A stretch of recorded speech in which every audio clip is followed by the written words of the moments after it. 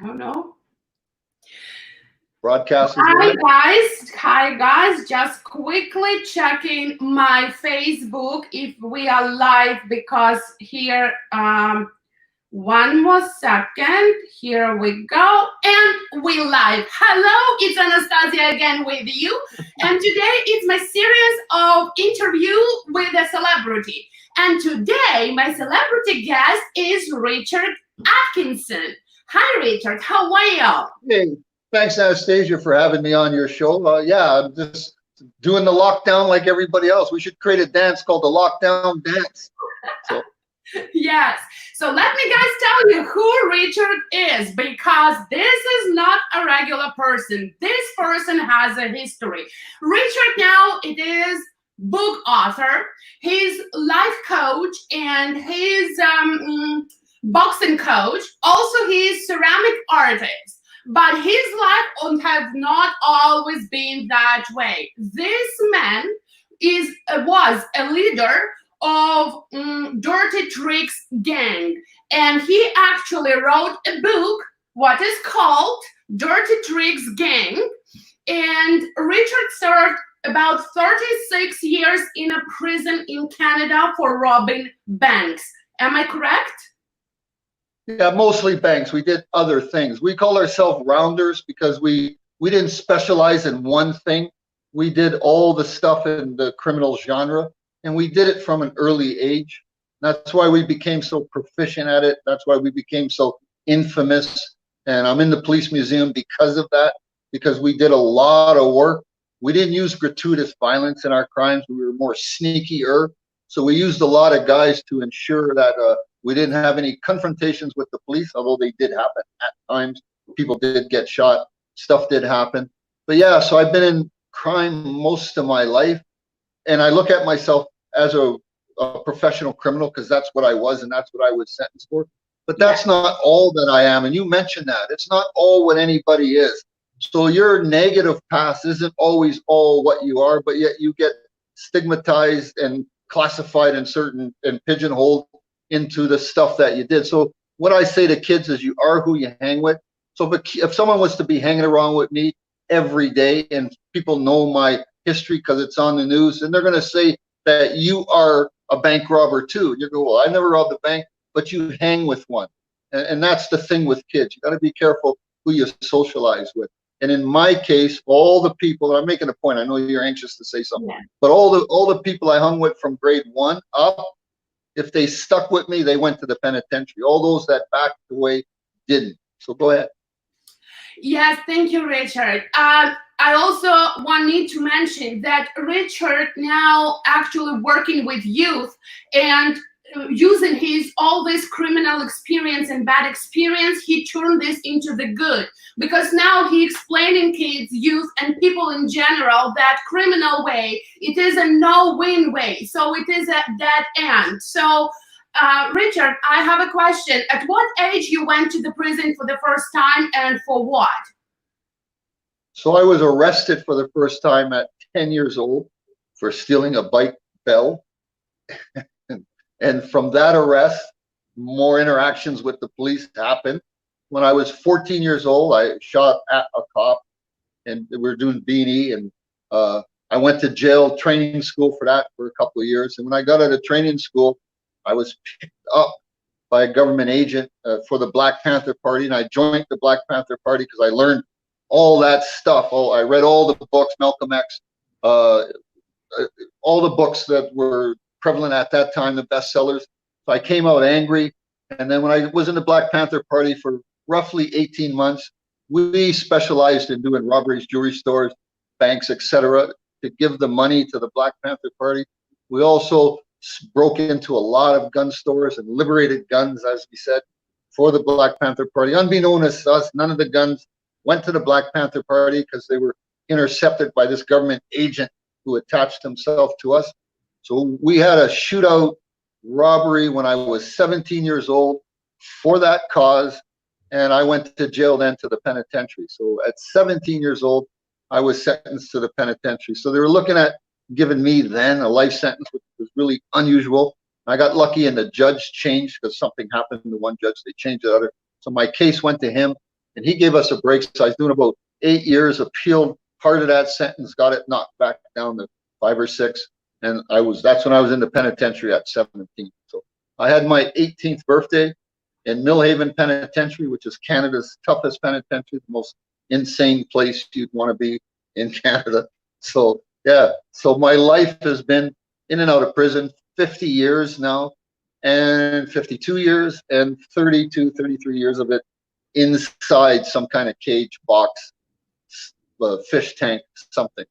So. And I have a question. At the first time when you got to the jail, why the jail system didn't change the behavior? Because most people thinking as soon as you got to the jail, you kind of start behaving better, or you becoming scared. That system somehow changing the behavior of criminal people who got there. So did it help you? So I'm going to explain the Canadian prison system from my vantage point, because I can't explain it from yours. We have relatives in our family who were hung. I've had a relative in 1935, the last relative to get hung, the last person to get hung in Halifax, relative of mine, and 2 relatives got hung in 1949.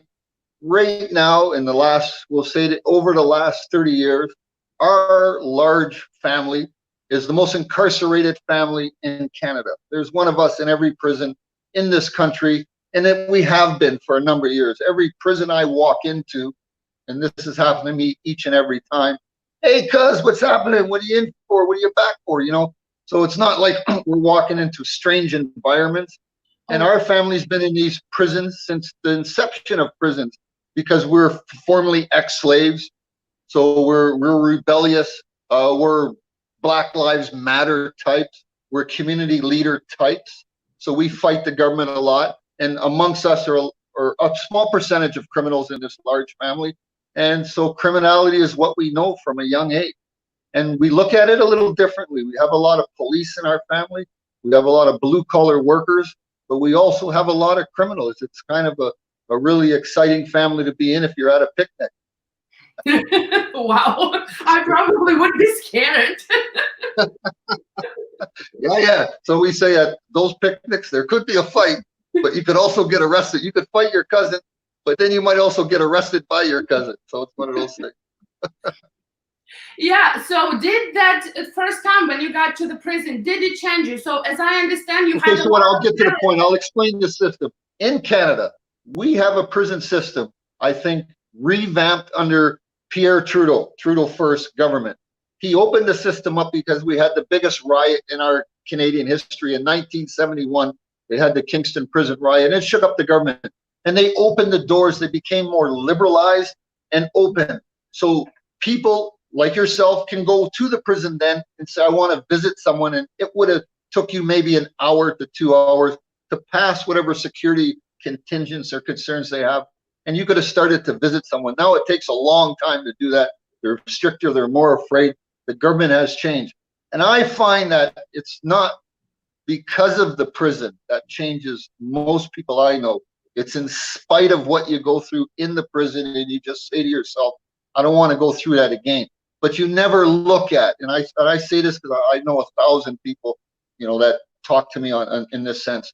They never say my classification officer, she or he was a really good person, and it's because of she or he that I'm changing my behavior, because that rarely works in that situation. What it's more like, I got beat up, I got starved, I got put in a hole, I got racially stigmatized, something happened to me, and I don't want that to happen again. I think that's more prevalent. However, our prison system has all the tools for rehabilitation, and they give it to you. The ability to go to school, the ability to take a trade, the ability to get psychological counseling, although that's harder now because the system is filled with people with psychological issues, because our government stopped giving money to psychological entities outside the prison. So the prison's now filled with more people that are psychologically distable. But if you come into our prison system with the intent of not coming back, there's tools there that help you from the day you come in, from reception, to the day you get out, halfway houses, Although I don't agree with halfway houses, they were put there as a stopgap measure for people that were coming out of prison and had nowhere to go. And now they're using those halfway houses as punitive measures and stuff to use as threats to you to change your behavior. So there's two ways of modifying criminal behavior. One is with a big stick, and one is with a big ear. And I find that the big ear is better, lasts longer, and has a higher percentage of people who don't go back into jail, less recidivism than the stick. So I'll use that example. I've been tortured in it as many ways as you could ever think a person gets tortured, because I was political and I fought and I'm big and I'm strong and I'm a professional fighter and all that stuff. So lots of stuff come at me through the years. And I would say all the pain that I suffered, it didn't have an effect. And I know lots of guys like that. So you can hit me, you can beat me, you could drown me, you can torture me, you can do all this stuff. And I didn't change my behavior in all these years, no matter the threat against me, life sentences, death sentences, all these threats against me didn't change my behavior.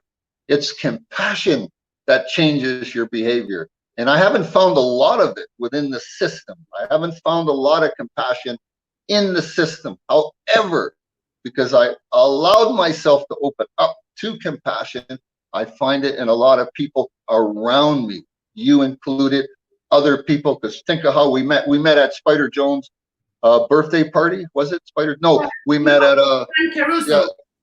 Yeah, Frank Caruso's birthday party. So the connections to people that think, I was going to say sanely. I could hold that back. But artistic people, connecting people, people that hug people, that gives the greatest change. Our correction system allows that. They used to allow it more. I'll give you an example. I had the first prison television reality show in the world, and it was uncensored. So the administration didn't know what I was going to show on my show until it was called the Contact Show, and I won an award, best producer of that show. So there's a story behind that, I'll say it. But the system was open enough to allow that to happen. And it's my belief that if you show the truth on the true cost of our prison system, both in dollars and in human terms, then once that truth is out there, everybody has a chance to decipher it and vote for who they want to vote for the type of system they want. When you lock out the truth, then everybody has to guess. Like yourself, you don't know our system well. I'm telling you about our system. So if I sat you down for maybe 257 hours, I would be able to explain the system to you, because it literally takes a long time to do that. You can't explain it in a 3-minute, 5-minute break, you know. But our Canadian justice system works. It's broken. It's been broken from its inception. Our family's been in it since day one. It was a racist system. It's a colonial system. And it's a system that was put in place to show who the boss was when they were robbing this country of native land, property, and rights. So that's how their system started. We know that. Everybody understands that that's how our system started, through colonialization. But we still are at a position now where enough Canadians are involved in our system that our system is one of the better systems on this planet. However, it's broken. It doesn't work as well as it could, but it's still better than a lot of systems. More importantly, it's way better than that system south of the border, the American system. Although we attempt to copy that system often, because most of our news and media and glamour comes from the United States. So when I was a kid, I watched all the gangster movies, you know, John Dillinger, Bonnie and Clyde, all the bank robber people. They're all American bank robbers. We had very few Canadian, the Boyd gang being one in Canada. So I didn't follow the Boyd gang. I followed all the American gang guys. And then when I got to training school, I followed all the American revolutionaries, Black Panther guys. So when guys like me are in prison, you have to dispel that illusion we're under, that we could be like John Dillinger. We could be like Scarface. We could be like Pablo Escobar. We could be like that. So you could say to people, and I say to kids, how high do you want to go in the criminal world? And they say, I want to be a boss or a leader. I say, what about taking over a country? Yeah, well, I was involved with the guys that took over a country. It didn't work out well for us. And here's the thing. Not one of the big players in the world that I know of, the big players in the world, are successful criminals. The bigger you get, the bigger the target you are. You're a billionaire. Name a billionaire criminal who's been on TV, who successfully kept being a criminal after that TV show. So there are criminals, and I'm not going to say that, out there in the world who have a lot of money, but nobody knows who they are, because as soon as somebody does know who they are, then all their businesses collapse, and now they're in jail because they're a big target. So what I say to people is, it's an illusion to aspire to be the boss. I was a boss. It's an illusion for that. You got to worry about your own guys ratting you out, killing you off. You've got enemies that you're making along the way that are going to try to kill you off or take your stuff. And then you got the police who never rest. And because you're a big target, they get medals and promotions for arresting you, and they never stop coming at you 24/7. So yeah, so that's the game. So what I say about crime in general, it's not worth the effort. And if you've got artistic skill, linguistic skill, physical skills, mental skills that you apply to criminality, you brought that up, so I'm just reiterating what you said. I know you could take those skills into legitimate business and be successful. All you have to do is just want to go down that road. And if you invest in a legitimate business, I did just before Christmas, I started a GTA scooter tours. Well, obviously I can't do it, so my registration is for naught. I didn't purchase a lot of capital equipment, so I held back because I knew something was in the air from a business point of view. So I can pick up, so I lost the money for registration, but I could pick up and go on. Had I invested into a criminal enterprise, again, just before Christmas, and something happened, I would either be on the run right now or heading towards prison, because I already made a mistake. And I can't dust myself off, and I can't go on. And that's the differences between being a good criminal and a good business person. You just have to lock on to what you want to do. And like, you're in the hair business. Yes. So I was in the makeup business. I went into makeup business because I got out of prison and I wanted to do television, and I missed a course in Humber College, and I saw a course for prosthetic makeup and makeup in the movie industry.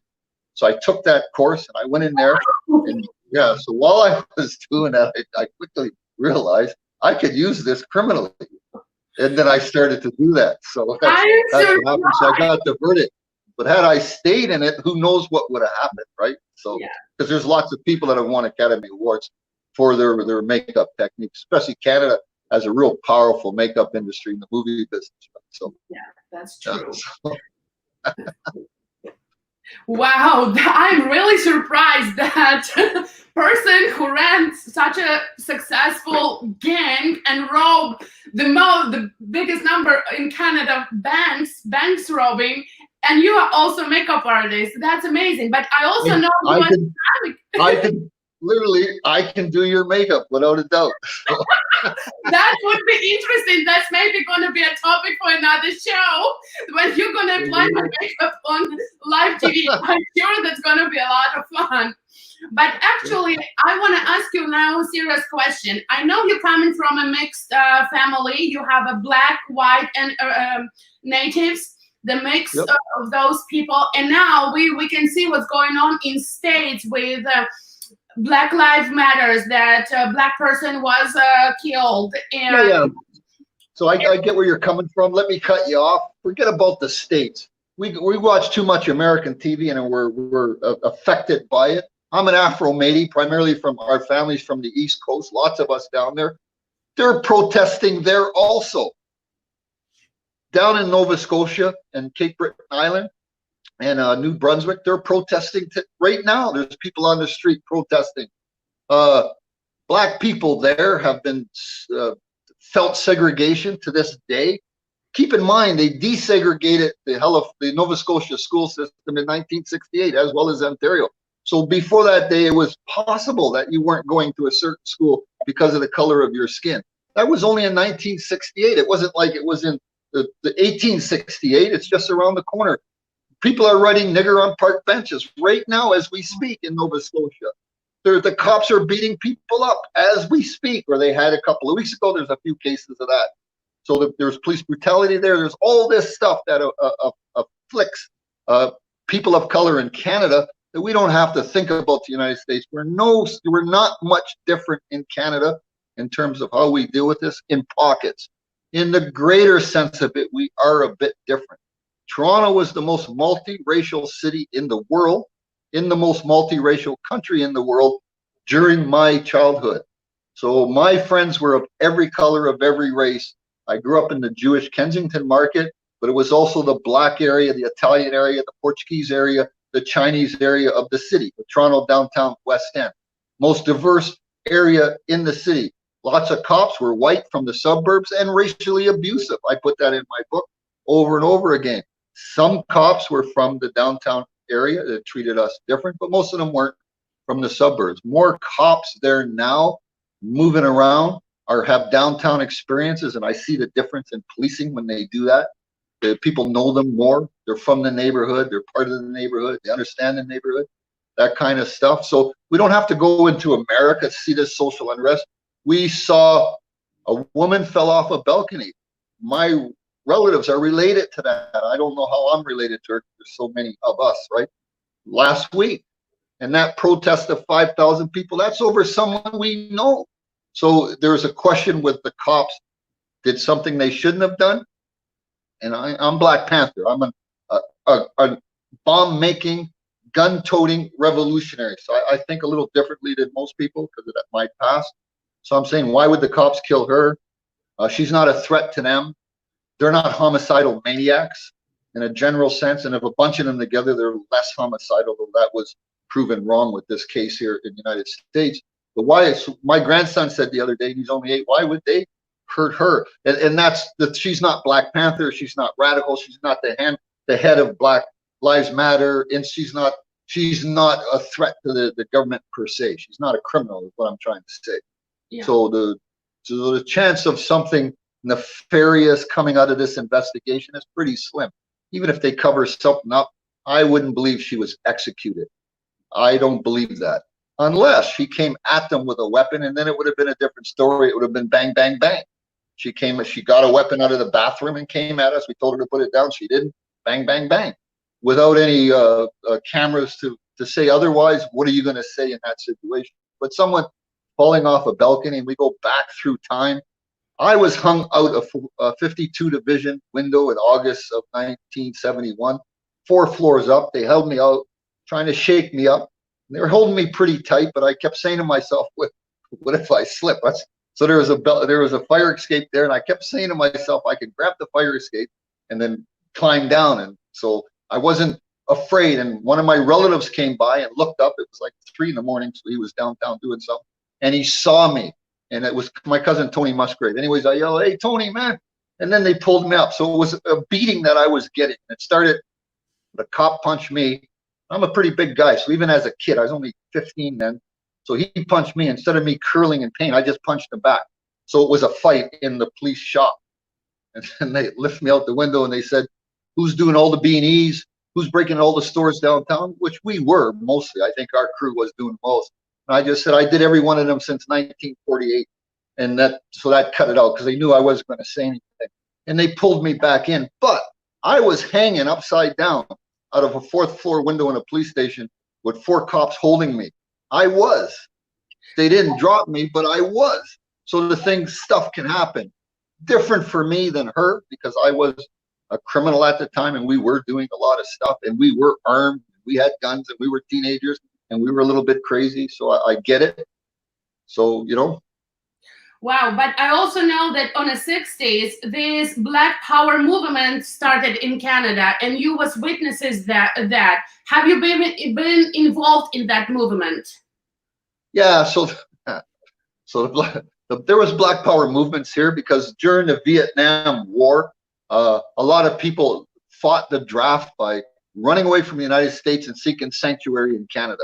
So there was a lot of draft dodgers in Canada. Most of them were quiet and they didn't cause any trouble. Most of them just tried to fit in different stuff. So Black Panther started in Halifax with a guy named Rocky Jones. And that caused this country's politicians to react to that threat. And there's a good book out and an interview on my show, Flip Your Switch, with Kelvin Lawrence called The Black Cop. Because when the Black Panther Party started by Rocky Jones in Halifax, they hired him as the first black cop in order to have something to move against what the threat of the Black Panther Party. In Toronto, uh, because I had a lot of guns and I could talk, the revolutionary talk. I could talk like Malcolm X, Bobby Seale, Huey P. Newton, and all the guys that I looked up to. I was mimicking them. They sicked the government agent on me named Warren Hart, H-A-R-T. Warren Hart was the head of the Baltimore Black Panther Party. He set up a guy named Eddie Conway who did 42 years in prison and got out 2 years ago. Eddie Conway's book is out. He does motivational speaking now. So Warren Hart then had a breakup with the Black Panther Party, came to Canada, and then started to work for the Canadian government because he was a NASA, National Security Agent of the United States. And he was an American agent in Canada looking for Black radical groups to expose and arrest. There were none in Canada. So he zeroed in on us because we're in the Black community and we were an armed group of teenagers, primarily juvenile delinquents at the time because we were kids. And he zeroed in on us. He incorporated us into the Black Panther Party, but he was a criminal. He was a double agent, so he criminalized us more.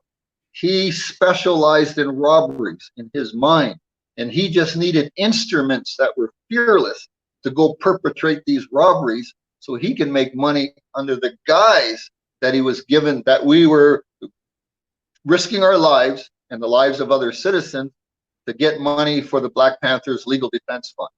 That's what it was. Wow. So they had so they had the Black Liberation Day Parade, May 22nd, I think it was, or 26th, 1971, similar to what happened the other day in Christie Pitts Park. They named it the Scienza Park. And we were the protective contingent there. I was 16, my brother was 15, and we were armed to the tits and with orders to shoot the police if anything started. Nothing happened, and we went home. But to this day, I think we were kids. I was second in command, so it was up to me to give the order to start shooting. And I remember my brother in my mind standing beside police headquarters there in the park, their spot, standing beside them. And I kept thinking how vulnerable he was then, because once the shooting would start, he would get gunned down immediately because he's surrounded by 20 cops.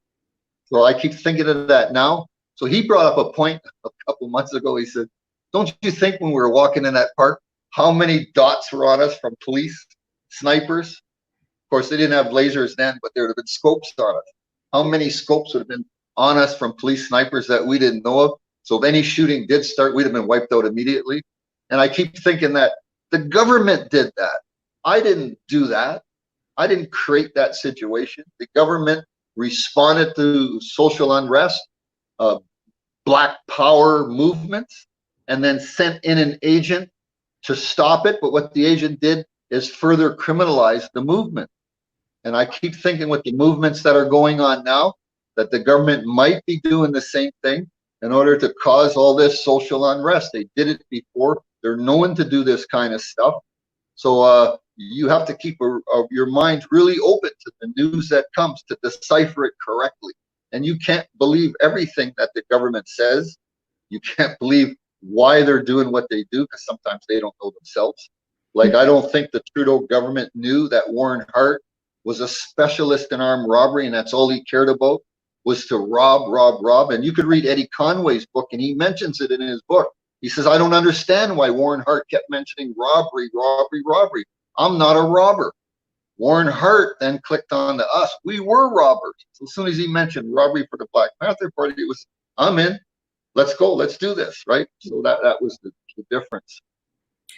Richard, but I also have a question for you. Do you remember, did you have a very specific moment when you realized that criminal way, it is not a way, and then you want, since now, live a different life and actually explain to other people that criminal way, it's a dead end, it is a no-win way? Okay, so you started this with do you remember? So I have a fault. I remember everything.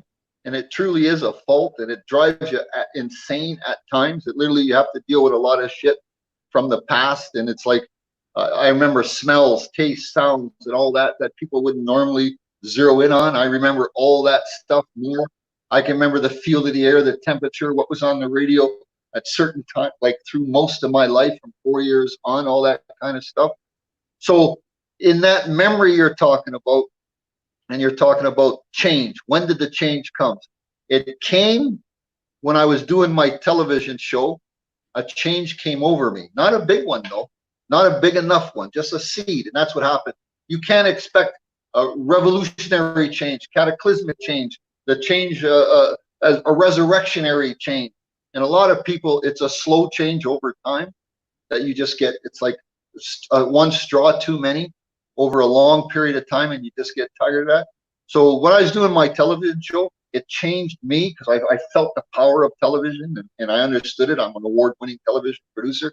But when I got out, they laid off 1,000 people in CBC. They're all looking for jobs at that time. That was 98, 99. So there was no work for me in the industry. There was still volunteer work, which I did. And it was easy for me to go back into crime. And I went into a conspiracy to defraud gas company and to major organized crime play. And a government agent again. I'm trying to make a point. So they put a guy in jail.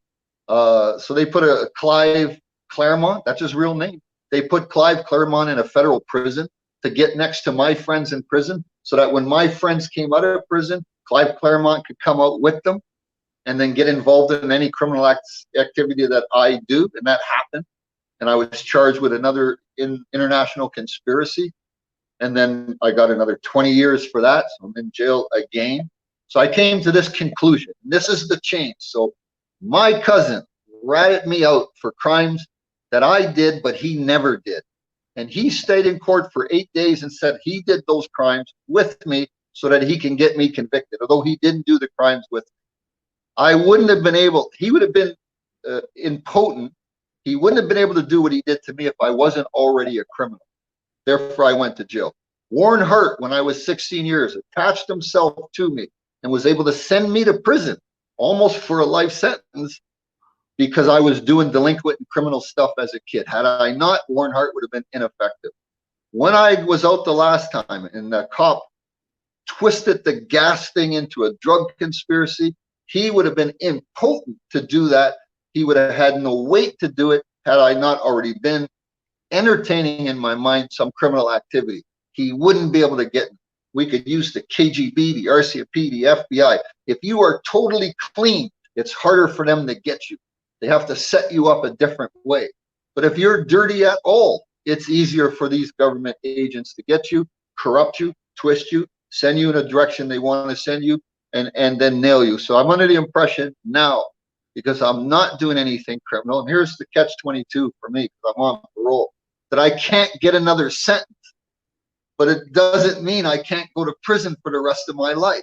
And it almost happened to me in 2012. I put on a boxing charity. A guy that I trained when he was a little kid asked me, how much can I help? I said, yeah, if you want. He gave me $2,500. He was the son of a mob boss, my friend. I haven't seen that mob boss in 20 years, but the pro board said that they're kind of concerned that I'm getting checks to put for a charity. And it all went to the charity. So I didn't do anything criminal. I didn't do anything wrong, but I still went to prison. And I'm going to say this. So I'm going to put it in perspective so you can get it. While I was on the pro board fighting for my life, a woman said to me, who was a teacher from a small town in Northern Ontario, I don't believe you're going into those neighborhoods to help those people, but I think you're going into those neighborhoods to start a new gang that we won't be able to stop. And I suggest you spend the rest of your life in prison. I never committed a crime. The other person on the pro board was a cop. The cop says, I have friends in 14th Division. I know you're not doing anything illegal, so I'm not going to send you back to jail. What we have to do is just modify your behavior so you don't accept checks from guys who are related to, and my argument is, he may be related to a crime boss, but he himself is not a criminal, has never been charged with a criminal offense, will probably never get charged with a criminal offense. So what are you after? So if I'm going to commit crime, it doesn't matter who I'm hanging with. I could be hanging with a person who's never committed crime in his life and twist. I could be hanging with a cop who wants to make more money, and he too is a criminal. That's okay, but I can't be hanging with someone, and this happened to me. I can't be hanging with someone who was a criminal 30 years ago and is not now. That's the hardness. So I'm not going to go to jail from a cop sucking me in again. That's not going to happen. I'm not going to go to jail because I got caught with my hand in a cookie jar. That's not going to happen. I still can go to jail tomorrow. for having a bad attitude, for doing this interview and someone misinterpreting my words. And then I'm going to have to fight my way back out, explain my words, right? So I can still go to jail for my words. Even though I'm not a threat to the government, I could just, someone just says you have a deterring attitude because you said this, right? Wow. So let me make a point. Yeah. We're already talking 35 minutes, and it's so interesting, and I want to talk more. But Richard, I want to ask you also this question. Do you think the youth now is different that youth used to be? So is it less criminal, or is it better, or give me some hope? The youth now are the same as the youth were 10,000 years ago. Every generation says that about the generation. What's different than the youth now is they have a better means of communication through their tech devices. So they use that to bully each other now. They use that to perpetrate crime. They use that as a social interactive medium, i.e. Facebook, Zoom, and all these platforms. They're all there for that. The kids aren't different. The kids that are shooting each other at 15 and 16, like I was, they're just a small group. They're not a big group of kids. Police reaction is to think of them as a big group and sweep up a neighborhood, criminalize a neighborhood, torture a neighborhood to get a few people. There's only a few criminals in the criminal world. There's only a few good criminals in the criminal world. So they're easy to catch if you put your energy there. If you put your energy on sweeping up a whole neighborhood under the pretense of a war on drugs, you can't win that war because it's not true. Everybody's not on drugs. So my father, lots of news on him, woke up one day and decided to get 32 crack houses out of Alexander Park Projects, where we grew up, with a stick. And he's an old man, and he went to houses and knocked on the door and said, I know you're selling this poison. I don't want you here, man. I know you since you were a baby. Get the hell out of here. And all 32 houses left, and you could read that. So, and that was in 92, when there was more shootings than there is now. So there was more firepower happening then. So he rose up to save his neighborhood and my children, his grandchildren. He rose up to save them from all that social unrest in the neighborhood. What I find is there's not a lot of community leaders that are willing to rise up, because you will go to jail or you can end up dead. So I was 16 years old, and when I stood there with my rifle protecting black businesses here in Toronto, I knew that I can go to jail for a life sentence if I shot a cop. I knew that. But that was less important to me than to make the statement that I made. So what it is with leaders, you have to be A, willing to die for your cause, because it can happen, and B, willing to accept the changes that come, that you're orchestrating and making them come, like my father changed the neighborhood. If more people did that in the United States, we'd have less of a problem. I listened to Al Sharpton today on TV. I've been listening to him almost my whole life. I didn't put a lot of credence into stuff he said before. I thought he was talking into the wind sometimes, but today I listened to him and he was talking straight shit. And he marched with Martin Luther King. He went to jail with Martin Luther King. So here's a guy that knows this stuff. So the thing is, you're saying is there's changes before, because he was before me. So is there changes from his era to now? He's saying, no, not in the criminal justice system. They still act the same way. Is there a change in society generally? Yeah, because there's young 12, 13-year-old white girls protesting, saying that all lives matter. They're the future. They're the ones that are grow up and be. Don't forget, women are 51% of all entrepreneurs in Western society. So they're going to grow up to be the controllers and key people on who hires people, who says what policies get implemented in meetings and boardrooms around North America. And they're not going to say that it's okay for us to have, let's say, 2% black employment in our company when we should have 30% or 20%. They're not going to say it's okay, and that's the difference. They're not going to say it's okay for your knee to be on my neck. So what it is this is different, man. It's different because get your knee off my neck. We're tired, but you're agreeing with me that the knee was on my neck for a long time. That's the difference. Before, white people in general, they didn't understand that the knee was on the neck. It's like a yoke around your neck. It stops you from being you. It's like being on parole. Parole stops me from being me, from doing business. So my son was talking to my parole officer a year ago in Vancouver. I think parole is hindering my father's progress, and They chastised them, not realizing that another parole officer said to him, "We don't want your father to be successful because it will be harder for us to monitor him." When it should be it should be we all should strive for success.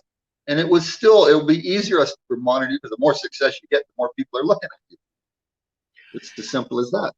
Wow, thank you for your answer, and thank you, Richard. Oh my God, this is so fascinating. But I also know you are a ceramic artist. So tell me, what beauty and artistry take part in your life? Wow, it's beautiful. So what it is I put it in my book. I heard an announcement one day in Mission Prison, that the one that has the most coronavirus cases right now. You can purchase on Amazon or on Indigo. Check it out online. Yes, I'm sorry. So someone said, yeah, go ahead. So someone said there will be a pottery lesson today in the pottery shop. It costs $5 to take, and that's 1 day's pay. Keep in mind, 1 full day's pay is $5. So I paid the $5. A guy named John Wright, I put him on Facebook. I seen him maybe 1 year ago. So this was in 2004 that I was in Mission Prison. And I put my hands into a lump of clay, and it changed my life. 1 lump of $5 clay, because what come out of it was the bowl. And when I made the bowl and I finished the bowl, of course I was going to give it to my woman at the time. The bowl was for her, but a guard said, "I'll buy that bowl." I said, "It's my first bowl. I'll buy your first bowl." Wow. I'm like, I told my lady I had a bowl, and I better make another one because I need the money. So I sold the bowl, and I said to myself, then there's something into this, because that's the first time I had such an interaction with a staff member who was not pointing a rifle at me, monitoring me, writing something down, criticizing me, critiquing me. He was like, "Man, you got skill. I want that," because it was a nice piece. So I sold it to him, and I've been doing it ever since. So art is a way out, and in prison, hobby craft and art, it truly is a way out. So from a $5 lump of clay, it sent me on this different path, and I'm doing it now. So I teach kids. I don't have my kids. I want my kids back. So my kids have been affected by this, so they'll come up to the class. But I had 5 to 12-year-olds. I had another class, 17 to 20-year-olds, and I've been doing it now 6 years in Alexander Park, Atkinson Co-op, named after my father. So they allow me to teach these kids. I'm giving back to the same community that my father gave back to. My mother still lives there, and my nephew still lives in that community.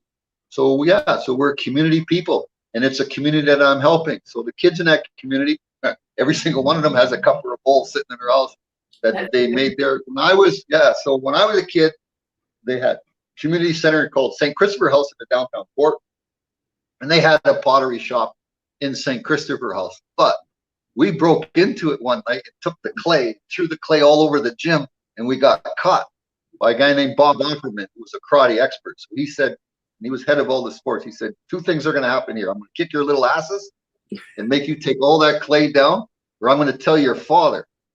So what do you want me to do? And we're crying.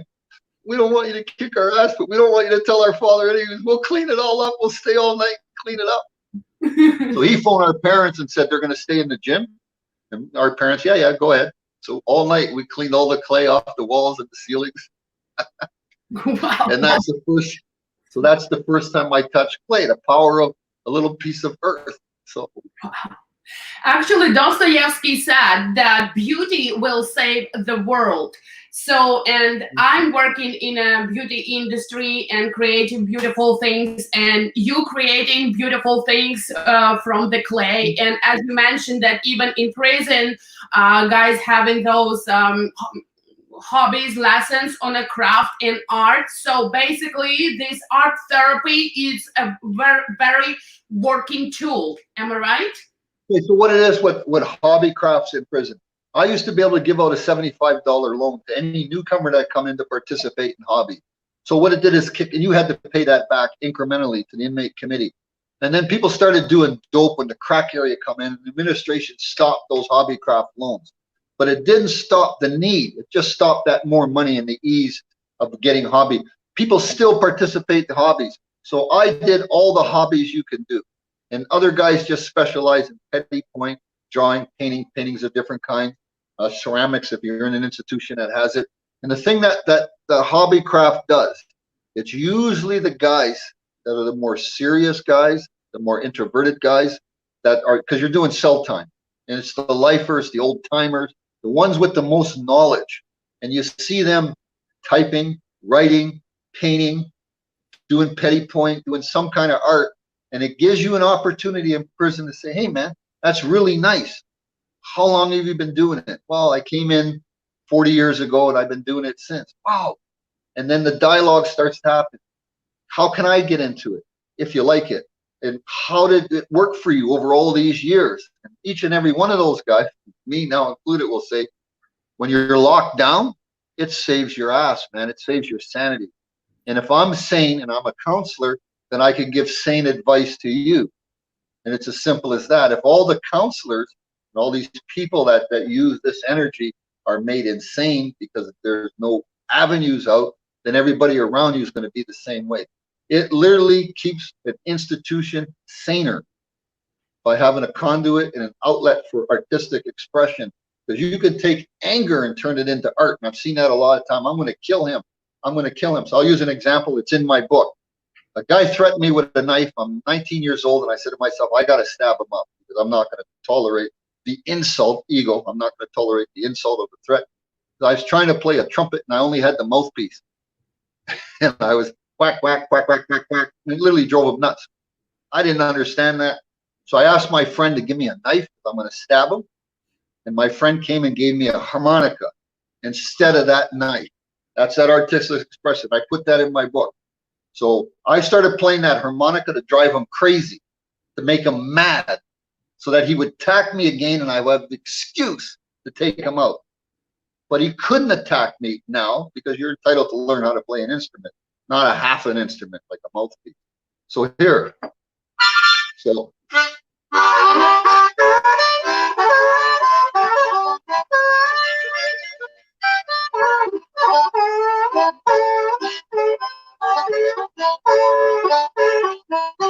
So I can put energy into that and just go wherever I'm at, carry it in my pocket. I can make all kinds of sounds with it. That's just a warm up. But so you just play with it and do it. Artistic expression. So my anger went into these little holes and they came out in sound. And after a while, I'm in prison. We're locked down like now. And just like people sing and they're banging pots. Hey, Rick, play that harmonica, man. Come on, we got nothing to do. So that's the difference. Thank you. That I actually was thinking to, you can use this advice, guys, like viewers who are watching us, to use this time to learn a new skill, a new hobby, and just not putting yourself into the depression and thinking how bad everything is around. Just try to use this time with the best benefits for you. Okay. Yeah, go ahead. Well, the thing is yeah, because you're making a good point. Is we're all doing time. This lockdown shows the world what doing time really is about. If you can't leave the earth and get away from Corona and maybe hang out in the moon or Mars, truly you're doing time on earth. So while you're on earth doing time, there's things you can do. The one thing you do most importantly is you don't let time do you. And that's through all the negative that happens. Mentally, time does you. You're eating junk food. You're doing stupid stuff. You're just staring at a wall doing nothing. You're not really meditating. You're just a blob absorbing negative energy day in and day out. That negative energy absorption after time hurts you. In the situation that we see in the United States, it may want you to take a brick and throw it through a window or throw it at a cop. That's the kind of anger that most people are feeling right now. So if 10 million Americans were at home doing hobbies, they would say there's a protest on such a street. They go, well, I got to finish my hobby. Maybe I'll do the protest tomorrow. That kind of stuff. Now, there's legitimate protests like Black Lives Matter. Get your knee off my neck. Well, that protest there will make you put down your hobby craft, go participate in a project, and come back and do even better art. And that's the difference, because your energy now will go deeper. You know what I'm talking about when that happens. You just go back into your stuff and you go deeper, and it's a healing thing. So most all religions, they talk about artistic expressions. Most all philosophers in the world talk about the benefits of artistic expression. All philosophers and sociologists, psychologists, penologists, they talk about the benefits of artistic expression and taking that energy that's in each and every one of us and doing something with it. My brother wasn't an artist, and he was in jail, and he was learning how to do time from me. So he started to build Eiffel Towers with toothpicks. Wow. Just you doing things, construction stuff with toothpick. And then finally people started buying them off of these toothpick pieces of art. And there's other guys that do, yeah. So it's not the materials you have, it's just the desire to do something, right? You make do with the best you got, right? That's right. And actually, I want to finish our show today on this positive note that actually the strongest and the biggest and the most powerful thing in this world and in everybody's life is an idea, because you can create anything. Everything big starts from the small idea, and just what idea it will be and which way you guys gonna put it, in a good or in a bad way, it's up to you. But everything starts with idea, so better use and be creative in a positive way. And as Richard was saying, just even if you're angry or depressed, start using those negative emotions and start creating something beautiful. Express your emotions, maybe as a painting, as a music, whatever. You know what you should do. But for now, thank you for being with us. I was very, very happy to have Richard, you today on my show. Thank you for your time, and thank you for your wisdom and for your kindness. Thank you. All right, thank you. Yep. Talk to you later. Okay. Thank you. And now, guys, bye. See you next week.